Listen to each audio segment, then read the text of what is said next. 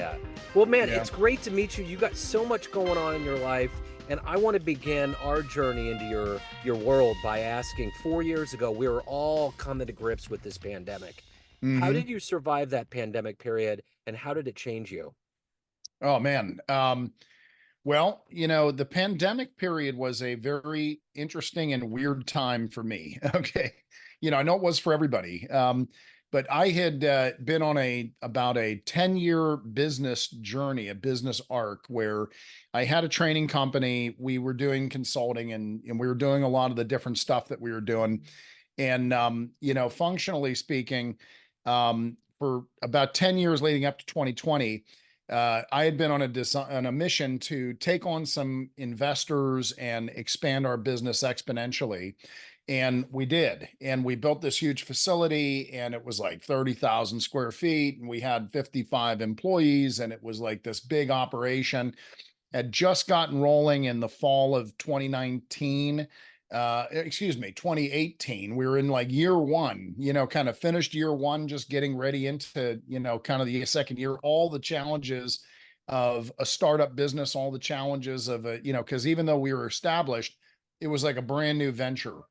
And functionally speaking, the pandemic hit, everyone was forced into shutdown. It devastated our business, and we ended up having to close up shop. And I just took a massive, ass whooping, if you will, business wise. Um, but I got to tell you, it was a tremendous reset because what I found was when we built this huge facility, we had a retail component to it. We had a bunch of different, we started to get in a different directions from just being personal security training and consulting. And what ended up happening was, without knowing why it happened, we logically ended up getting pulled into this different direction of being like a mile wide and an inch deep. Okay. Mhm. And I found myself not knowing how to unwind that in many ways. Yeah. And when it all kind of came crashing to an end, much like they always say, everything happens for a reason. I found a certain period of self-reflection and a certain period of time to kind of reset what is my trajectory and mission in life.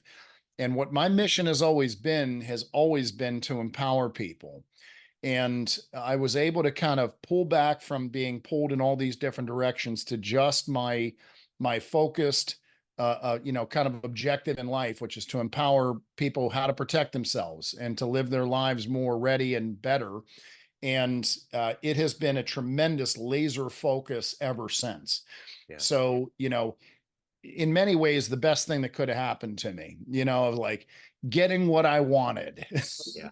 Yeah. It's like the gypsy curse. May you get what you always want, right? Yeah. I got what I wanted. I realized it was not what I wanted. Reset things and, wrote this book, Live Ready, that, is now kind of like a mainstay of what we do. It's my opus, if you would, like Mr. Holland's opus. All right. It's 25 years of information of what have I, learned over the course of my life, protecting people and teaching them how to protect themselves and reset this trajectory. And it's been absolutely fantastic ever since. Rebranded my company into Live Ready, that sort of thing. So So, let's get into what you do now, kind of as the dust have settled and you're kind of in this Phoenix Rising 2024. mhm. If I put you in front of a bunch of third graders at career day and one of the kids curiously asks you, "Hey, what do you do for a living?" How do you answer Mhm. that child? I teach people how to protect themselves. And, more specifically, I teach them how to protect themselves with the same skills and tools we use to protect public figures. So my background is in close protection. Prior to that, it was in the Marines. And I spent the greater part of my life, really protecting high profile people and people who are, particularly of high, risk, if you will. Folks like Tom Cruise, Warren Buffett, Benjamin Netanyahu over the years. And I can tell you that, my thing is that it's good to have a lifeguard, but you should know how to swim. So Yeah. the short version is I protect people and teach them how to protect themselves. And, that's the idea. Yeah. So what did you want to be when you were in the third grade? What was your dream? It's funny. I mean, I don't think I had any idea when I was in the third grade. Okay. I loved the idea of being a soldier. Like when I was a kid, everything was GI Joe, and going outside and playing, with my friends, and being warriors, and whatever else. Very much into martial arts, and I was a kid, really passionate about that. Never thought I would take that direction as a career path. It just didn't. It never even occurred to me. Yeah. But I had an interesting little pivot moment when I was in college that actually set me on this trajectory. And if I can share the story, it's kind of a funny Yeah. story. Please do. So this is in the early 90s. Okay. It's literally like, Joe, and like, million years ago. Okay. To Yeah. the average personality, you and I, it's probably, it seems like yesterday. Oh, Okay. yeah. But, I went to the University of Pittsburgh, and I was a wrestler, so I was always into the combat sports, if you will, martial arts, wrestling, all of it. I wanted to learn all that stuff. And I was made it on the pit team. And a buddy of mine came up to me and he says, hey, Sam, do you want a job where you can meet lots of girls, but get paid next to nothing? And I said, of course. So Yeah. next thing I know, I'm working as a bouncer in a college bar. Yeah. Okay. And this was the start of my security career, right? And what was comical about this is I remember the manager of this bar telling me, sort of teaching me their crisis response plan. Was he says, okay, you guys are hanging out in the vestibule of the bar, and if there's trouble, we're going to flash the lights in the vestibule, come running in and figure it out. All right. So I didn't know any better. All right. Here I am, 20 years old. I'm not even old enough to drink in the bar. And this is what I'm dealing with. Right. And I'm thinking, all right, whatever. So I'm on my second shift, literally. Place is jammed. I'm sitting there trying to check IDs, and the lights flash. So me being the gung ho guy I got to be the first one through the door, and I start making my way through the crowd at this fight. And it was like, in my 20-year-old brain, this older guy had this college kid, and he was kind of getting the better of him. This older guy was probably not even 40, right? But that was my perspective. Yeah. So I get to him, I push the older guy off the college kid, and I pin the college kid, and I didn't want him to come back swinging. And my assumption was my fellow bouncer was right behind me, would grab this guy, and he hesitated. And, the older guy didn't. He kind of bounced off the crowd, whips a gun out of his waistband, sticks it in my face, and says, I'm going to kill you. All right. Wow. So, yeah. So, how they say, like, your life flashes before your eyes. You ever hear that? I can tell you my life has never flashed before my eyes, Joe. All right. Right. It didn't in this situation. It hasn't any of the situations that I'd say objectively qualify as life and death. But what did happen was actually kind of interesting. My brain instantaneously jumped back to this little flashback memory of a time when I was like 12 years old having a conversation with my dad. And, we're sitting there, I'm like doing karate or something. I said, hey, Dad, what do I do if a guy's got a gun? And in this memory, he tells me in this well meaning, but ultimately unhelpful way, he says, do whatever the guy with the gun tells you. All right. So, I fast forward to this moment. It took this memory, took a second. And, the problem was the bad guy wasn't telling me to do anything. All right. He had threatened me, but he wasn't giving me any instructions. And the kind of if this, then that program in my brain just, sort of like froze, right? It didn't compute. Yeah. And as you might imagine, it was like the hourglass coming up on the computer screen. And as you might imagine, I literally myself froze. All Yeah. right. And, it was the first time I'd been in a situation where I'd no stranger to adrenaline, but I'd never been in a situation where everything got quiet, and like got this tunnel vision. All you could see was the barrel of the gun. And, this paralysis moment seemed to last like minutes, right? Yeah. Even though it was probably just a few seconds. And, I realized, so the dialogue in my brain, says, this is thoroughly unproductive. Okay. You got to do something here. Okay. So I looked at the guy's face, and his body language indicated to me that he wasn't going to shoot me in the face.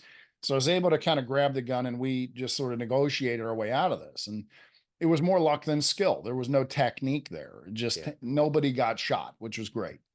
The thing about it was this incident was an interesting, like, sort of like pivot point, because a little while later, I'm in the vestibule of the bar again, and we're trying to go back to acting real cool, like no big deal. And my fellow bouncer turns to me and he goes, Sam, they're paying us like 35 bucks a night before taxes for this job. He goes, this isn't worth it. And that was the end of it for him. He'd done his risk assessment, Yeah. but my brain, I recognized that as logical. It didn't go that direction. What it got hung up on was this question. And this question was, what the hell just happened here? Why is it that everything I thought I knew about violence was demonstrated instantly to be false? And the first really uncomfortable realization was that it was not my body that had failed me. I was bigger, stronger, faster, younger than the guy I was dealing with. I'd had all this training, or so I thought. What had failed me was my mind, my Yeah. ability to think and make decisions. And this made me very uncomfortable. And I remember reading stories and hearing, certainly seeing stories in movies and whatever about people who could make good decisions under pressure. And I thought, well, what quality did these people have that apparently I did not? And was it something that could be learned? Was it something that could be taught? So I literally pivoted my college career. I was going to become a school teacher. Instead, I decided I was going to go figure this out. And I went and joined the Marines. I went where I thought the toughest people on the planet were. So I went through the OCS program, became a Marine officer. It was great. It was a tremendous experience. But on my first sort of active duty tour, I realized I was thoroughly allergic to bureaucracy. Right. Yeah. And I just didn't want to make a career out of it. Yeah. So, I pivoted again and I went into the close protection world. I got lucky, landed in with a good group of people, learned a lot on the job, how to do this job, really the ins and outs, became really a fanatic of the craft. I liked the idea of being a protector. And, but then I had this philosophical shift in 2003 that to me, it's good to have a lifeguard, but ultimately you should know how to swim. So I pivoted my career again. And ever since, I've really been focused on trying to teach people how to use the same skills and tools we use to protect public figures so they can protect themselves, their colleagues, their family, their workplace, whatever it is. Yeah. And that's been the journey. Interesting. So, who's been a hero for you? Who's actually been an inspiration for the work that you've done in your life? There's a lot of them. The first person that I would say in the industry, if you will, that I've always looked at and tried to say, here is the guy that I want to be like, was Gavin DeBecker. And I don't know if you know who that is. It sounds Um, familiar. so, I'd say most people out there have never heard his name. Gavin DeBecker wrote a book back in, I believe it was the mid 90s called The Gift of Fear. And The Gift of Fear was an absolutely incredible, phenomenal book, especially to me. It was answering questions that I had never, never heard the answers to, never understood what he had to explain, but it made so much sense. And I found The Gift of Fear to be tremendous. And I started studying a lot of Gavin DeBecker's work. And what I found was he was one of the first people, a true pioneer in the industry, leading the charge into this idea of what is called threat assessment and the simple notion that violence is not random. It is a process, and it's a process as observable and predictable as boiling water if you know what to look for. And the key is to know how to read situations and read people and understand these dynamics that surround violence so that you can make better decisions. And I became a real student of his work. And then shortly thereafter, as I started to get into this professionally, I encountered a gentleman named Lieutenant Colonel Dave Grossman. And Dave Grossman wrote several books as well. And I first started by reading one of his books called On Killing, which is not a handbook. It's a research, a phenomenal research theory about, how do people deal with killing in combat psychologically, and what do you have to do to train people to actually survive this most extreme kind of human interaction, if you Yeah. will, of violence. And Grossman then wrote a second book called On Combat, which was an unbelievable work of here's the practical knowledge that you need to know. And I got to study with Dave Grossman, and I've been through a number of his trainings, and I've trained with the Becker organization. and they've been very influential to me. And I was very privileged that Dave Grossman actually wrote the foreword to my book. Um, Wonderful. and I'll tell you, one of the proudest achievements I've ever had was, I sent him, we've known each other, professionally or whatever, but I'm a nobody compared to him. And I sent him a manuscript of my book. And I said, he was the first person I had in mind. I had no one else in mind besides him and Gavin DeBecker. And DeBecker really is hard to get a hold of. I don't have a personal relationship with him. So I sent Grossman my manuscript and with an email hoping that he would take a look at it. And he wrote me back a very polite, I'll take a look if I have a chance. I'm really busy. And I know he is. And this guy's on the road probably, I don't know, 50 weeks of the year. Right. And I hear nothing for like 3 weeks. Okay. Maybe four. And I'm sitting there going, what's plan B? You know what I Yeah. mean? Like I have no idea who's going to be the net, and right when I was starting to get a little bit concerned, he writes me this email and he says, Sam, Live Ready is one of the best. He says that the actual quote was, um, Live Ready is one of the best books I've ever read. And I read a lot of books, close quote. And he says, that will be the first line of my forward. All right. And then he went on into this incredible, detailed breakdown of here's why I think this book is so incredible and absolutely so necessary. And I was like really, really Yeah. appreciative of that. It was a tremendous honor. And so he wrote the forward of the book, and has been a tremendous inspiration. I did find first DeBecker, but then second Grossman. And there have been plenty of other people who no one has ever heard of that are my personal heroes and mentors and inspirations. That's wonderful. Great story. So I'm curious, of all of these high-powered people that you've protected Mhm. and been around, what was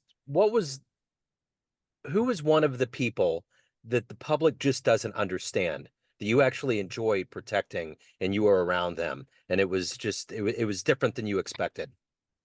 Well, I don't talk about a lot of the folks that we protected. A lot of it is in, Sure. that realm of confidentiality. I will say this, Tom Cruise is a real gentleman. Okay. And, I had some personal interaction with him and certainly worked with him a little bit. But the thing is that, a lot of it was my team protecting. It was during the filming of that movie, Jack Reacher. Okay. Okay. Yeah. And so it was whatever it was, a 7 month, period of time. And, of all the celebrities I've dealt with, I mean, I say this without hesitation, one of the most decent stand up, really polite and good to work with people that I've had the privilege of work, or me and my organization have had the privilege of working with. Absolutely fantastic. Made a point. If you saw someone new on the detail to come over and introduce himself, shake their hand, thank them for being there. Really a gentleman. And, Yeah. I know a lot of people love Tom Cruise. I do. I love his work. But there's a lot of people out there who kind of like talk smack and whatever. They don't have any idea what kind of Yeah. person he really is. He's a good guy.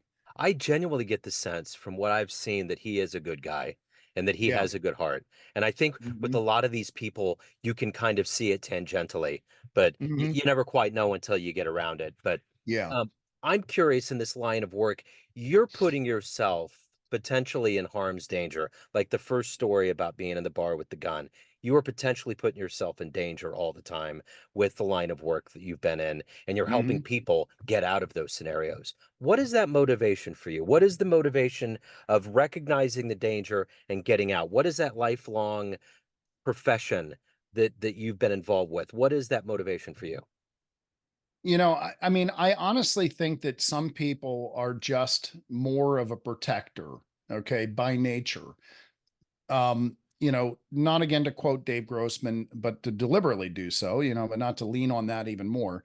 Dave Grossman he coined this concept, which I've heard in movies and not given credit to him, but I mean, he was the first one to really publish this idea of the sheepdog, and wolf concept. And I don't know if you've heard that or familiar with it. It was probably most famously talked about in the movie American Sniper. So Okay. they sort of when they're going through the backstory, where Chris Kyle is growing up as a kid, his dad is sitting him down and he says, "Hey, there's only three kinds of people out there, right?" Well, Dave Grossman's responsible for that model, and what it is basically is this mentality that the vast majority of people, not in an insulting way, are kind of like sheep. Okay, and this Yeah. is not in any way, shape, or form to be to put anyone down or anything like that. What it means is these are gentle, kind creatures that would not hurt anyone. They have no interest in hurting anyone. Yeah. Okay. And, and functionally speaking, that's kind of the majority of the population. A small percentage of the population are like wolves that would mercilessly prey on the sheep. Yeah. And another small percentage are like sheepdogs that they they enable some of the characteristics of the wolf. They have teeth, they have a fighting will, a capacity, but would never harm the sheep. They would never harm the flock, but they almost live for the righteous battle with the wolf. Okay. And I think this is a very powerful metaphor. And I think that many people embody qualities of that sheepdog quality, even though they may not be in the profession of protection or warrior professions or law enforcement. But I found over the course of my career that many people who gravitate to those services, those more selfless services of being a soldier, being a law enforcement officer, they have this wiring of that sheepdog mentality. And Yeah. that doesn't mean that if you're not in that profession, you're not. I work with executives, I work with moms, and these people are absolute protectors. Yeah. And the idea here is, to me, I think that everybody needs a degree of that. We all need to have the capacity to switch into that mode. And there's no more dangerous creature on the planet, in my mind, than a mother protecting her cubs. Okay. Nothing, guys will hurt you. A mom protecting her cubs will utterly destroy you. Yeah. And, the idea here is that there's so much in the world, in the society, this gentle civil society that we still generally have around us. Um, and I think we've lost some of that civility to a degree, but generally speaking, that people don't think that they have the capacity to actually protect themselves. They don't think it's their responsibility. It's law enforcement, someone else. In my book and in my trainings, I always talk about these two interrelated myths: the myth that violence is random, and the myth that you are helpless, right? We've been conditioned to feel like we're helpless, but the reality is we're not. You just Yeah. need to have the right willingness and ability. So while I find it very natural to protect others, okay, it's just a natural state of being, just like that sheepdog.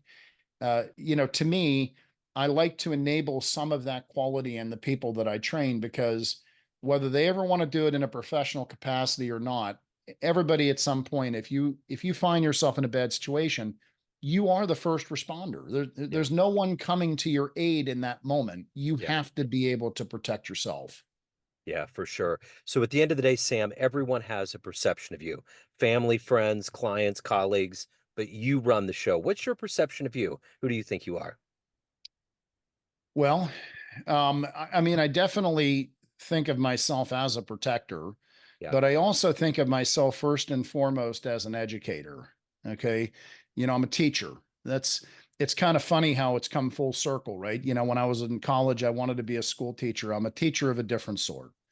And, I just think that, my natural talent, if you will, is I'm certainly not the top of the line MMA fighter.